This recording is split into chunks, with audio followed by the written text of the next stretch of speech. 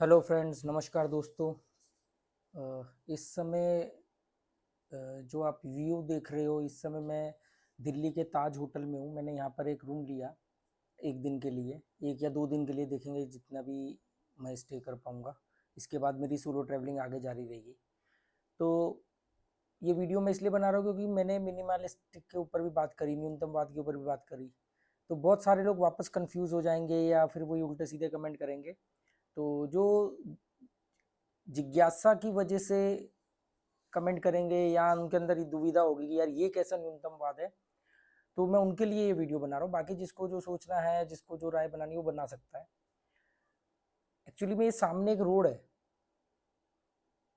इधर दिखाता हूँ मैं आपको। ये सामने एक रोड है, आपको दिख रहा होगा, मतलब अभी इसमें चाहे ना दिख रहा हो।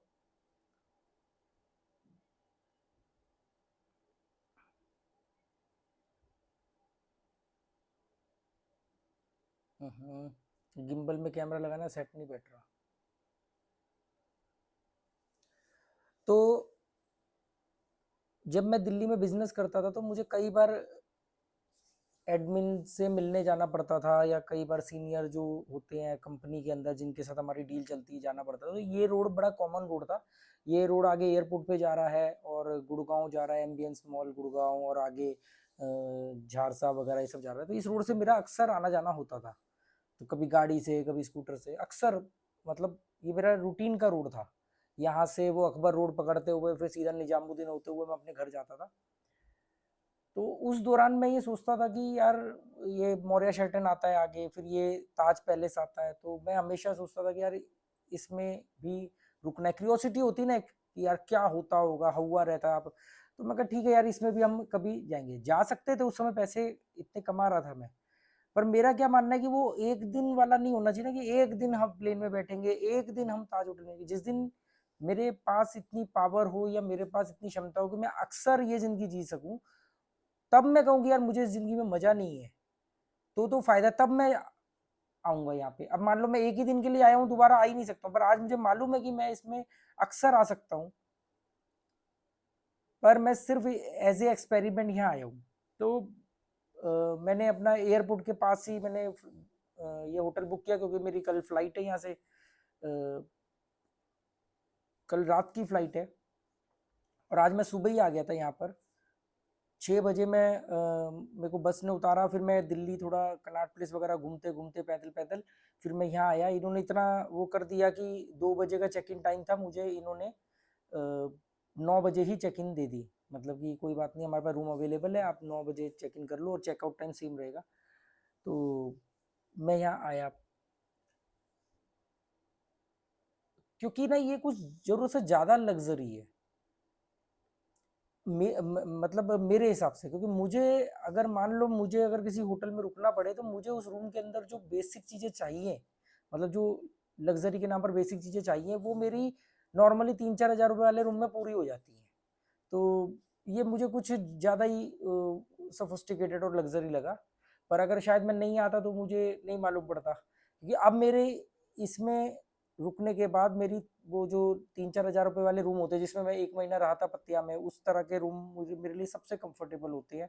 क्योंकि अगर तो विंडो है, जैसे ये विंडो खुल नहीं सकती, तो एसी की जरूरत पड़ेगी, सेंट्रलाइज एसी होती है। और अगर विंडो है, जैसे पत्तिया वाले रूम में विंडो है था, तो मैं एसी चलाता ही नहीं था, क्योंकि मुझे एसी का शौक नहीं है, कि मतलब मुझे वो चीज़ें नहीं चाहिए। 2 कप कॉफ़ी मिल जाए, चाय मिल जाए, इसके अलावा अपने को थोड़ी साफ सफाई हो, बस इससे ज़्यादा ये सब आपको 3-4 हज़ार के रूम में मिल जाता है। तो पर ये कंपेयर करने के लिए तो आपको वो चीज़ चेक करनी पड़ेगी। तो यही इसलिए मैं यहाँ पे रुका था।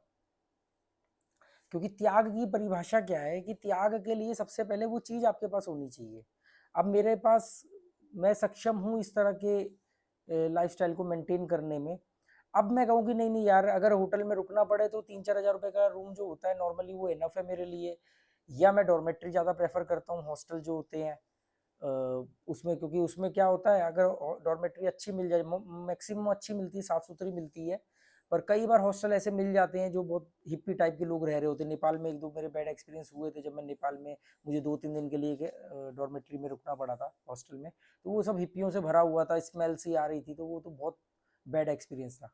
तो अगर हॉस्टल साफ-सुथरे मिल जाएँ, आपको बढ़िया वो मिल जाए, साफ-सफाई हो तो बहुत अच्छा होता है, क्योंकि उसमें क्या होता है, फिर आपको रोज़ नए लोगों से मिलना है। अब मैं यहाँ पे आया हूँ, मैं बैठा हूँ, मैं अपने कमरे में बंद हूँ, मेरे पास कोई एक्सपीरियंस नहीं आएगा। सिर्फ़ इस रूम के बारे में टिप्पणी कर सकता हूँ, इस रूम से को ऑब्ज़र्व कर सकता हूँ, इस रूम के बारे में बता सकता हूँ, बाकी कोई एक्सपीरियंस नहीं आएगा। पर जैसे आप हॉस्टल्स में रहते हो तो उसमें सब चीज़ें कॉमन होती हैं, वहाँ लोगों से बार-बार आपका टकराव होता है, कभी खाते टाइम, चाय पीते टाइम, कभी बाहर बैठे हैं, कभी ओपन एयर में बैठे हैं, तो बातचीत होती रहती है, बहुत सारे विचारों का आदान-प्रदान होता है। अब इस तरह की लाइफ़ में मुझे नहीं मालूम मेरे साथ वाले रूम में कौन रुका है, और यहाँ पर आके ना वैसे भी इस तरह की लाइफ़स्टाइल के अंदर आपके अंदर एक अहंकार भाव हो जाता है। एक सोफिस्टिकेटेड जिसको बोलते हैं, एक्चुअली में वो अहंकार भाव होता है, जिसके चक्कर में आप ज़्यादा फ्रेंडली होते ही नहीं हो। जैसे मैंने यहाँ पे अभी चेक इन किया तो जो रिसेप्शन पे लेडी थीं, वो मुझसे तो इंग्लिश में बात कर रही हैं, काफ़ी फ़ास्ट इंग्लिश, जो कह लो एक्सेंट भी थोड़ा हैवी वाला। तो मुझे वो चीज़ें ज़्यादा क्लियर समझ में नहीं आ रही थी। और जब वो अपने स्टाफ से बात कर रही थी किसी से, तो उनसे हिंदी में बात कर रही थी। तो मैंने कहा आप मुझसे भी हिंदी में बात करो ना, मैं ज़्यादा सहज तरीके से आपको जवाब दे पाऊँगा। तो फिर हमारी कुछ बातचीत हुई कि गोवा से आए हो, गोवा का वेदर कैसा है, और उन्होंने फिर मेरे को ये रूम भी 2 बजे का चेक इन टाइम से 9 बजे का दिया उन्होंने, नहीं तो मेरे को 3-4 घंटे बैठे रहना पड़ता, क्योंकि बस में तो कंफर्टेबल नहीं था, क्योंकि वहाँ से मैं रेड बस से टिकट बुक हुई थी। और अमजद ने रेड बस से टिकट बुक करी, 11:30 बैठा था मैं, सुबह 6 बजे मैं आर के पुरम नहीं, आर के आश्रम के पास उतार दिया था बस ने।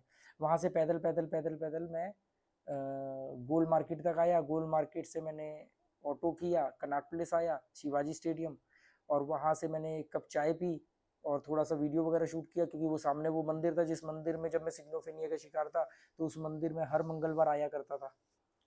तो देखा तो कमाल की बात है कि कुछ चेहरे मुझे कॉमन दिखे, मतलब उस टाइम पे जो दिखते थे, जैसे कुछ मांगने वाले थे, वो तब भी थे, वो आज भी हैं, और चाय वगैरह वाले, कचौड़ी वाले तो मोस्टली वही वहाँ पे जो पॉपुलर है वही थे। और एक दो तो मुझे श्योर नहीं हूँ, पर एक दो तो मुझे जो दर्शन करने आए वो भी मुझे लगा कि जैसे मैंने उनको देखा होगा, क्योंकि आप हर मंगलवार जा रहे हो, आपको कोई ना कोई कॉमन मिल जाता है।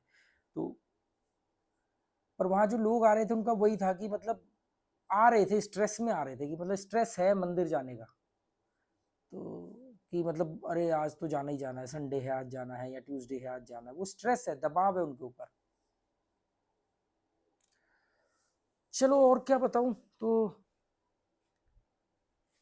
अभी मैंने अपने 2 दोस्तों को इनवाइट किया है यहाँ पे, तो हम लोग बैठ के कुछ बातचीत करेंगे, क्योंकि मेरे पास पूरा दिन है, मुझे नींद आ रही है, पर मैं दिन में सोता नहीं हूँ। तो बातचीत करेंगे, पुरानी यादें ताज़ा करेंगे, अगर कुछ अच्छा कंटेंट हुआ तो उसको मैं आप लोगों के साथ भी शेयर करूँगा, अगर उनको कोई एतराज़ ना हो तो। बाकी सोलो ट्रैवलिंग तो अभी चल ही रही है, अभी तो मैं गोवा, गोवा से अमृतसर, अमृतसर से जलंधर, जलंधर से दिल्ली, और अब दिल्ली से फिर कहीं और कहीं और कहीं और। चलो, ओके दोस्तों, गुड बाय, थैंक यू।